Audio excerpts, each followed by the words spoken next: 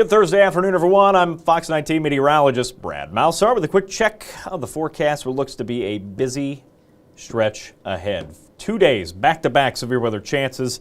Both today, mostly close to about sunset or thereafter, so a late evening event today, a little earlier, closer to dinner time, 4, 5, 6 o'clock tomorrow, especially through downtown between about 5 to 7, and then continuing storms through the evening hours tomorrow. So back-to-back threats, both days we will have chances for tornadoes, damaging wind, large hail. I think the flash flooding and tornado threat will be a little bit higher outside for the day tomorrow. So today's threat also a little bit more isolated. The threat becomes a little bit more widespread as we start to work our way into Friday. So right now you're seeing a few clouds bubbling up.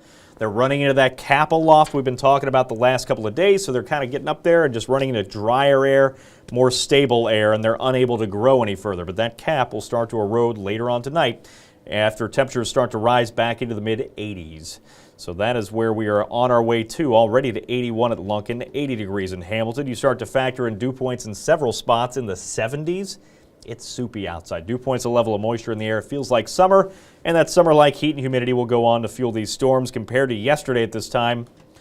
Already 14 degrees warmer. The warm-up is on. The clouds are starting to bubble up, but the severe threat will be limited until that cap breaks later on tonight. So that's what we're keeping an eye on right now. The big storm system itself still spinning its way through the upper Midwest. Severe weather outbreak likely from portions of Minnesota down through northern Indiana.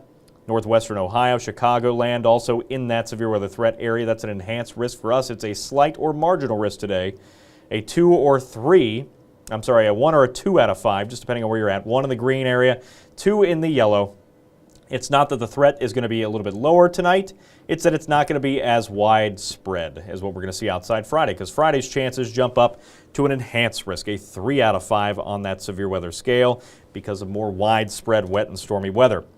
Also, in addition to why we are under the enhanced risk for tomorrow, a lot of the tri-state under that yellow shaded area, that's a 10% chance for tornadoes. You're saying 10%, that doesn't sound very low, or it doesn't sound very high, it sounds kind of low, right?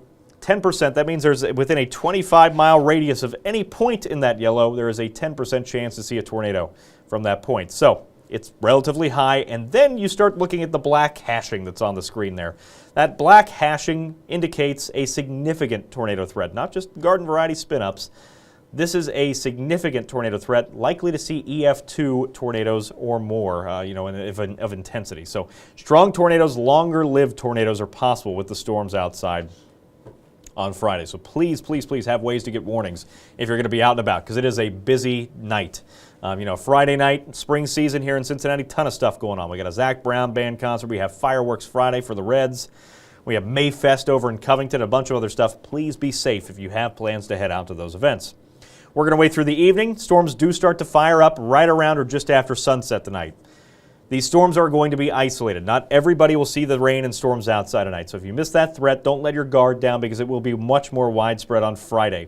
Friday morning, a few storms try to linger, and then in a Friday afternoon, we dry out. That will help to recharge the atmosphere ahead of round 2, which you can see will encompass just about the entire tri-state. We'll see those storms rolling in a little closer to dinner time, so ahead of sunset on Friday.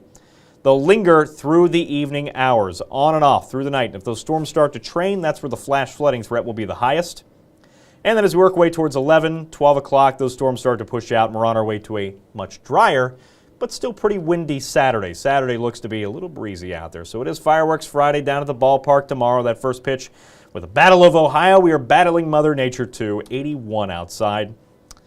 Just have some alternative plans just in case that gets rained out tomorrow. We'll keep a close eye on that. 75 on Saturday, much better weekend. We have no problem getting stuff in on Saturday or Sunday. Just a little windy on Saturday, gusts to 30, 40 miles an hour possible, but otherwise drying out. Staying dry Sunday. Take advantage of that, because look what happens next week.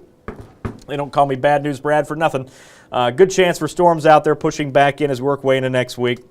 Monday, Tuesday, Wednesday, some heavier rain not out of the question. And then we dry back out, and temperatures back to a much more crisp 66 on Thursday.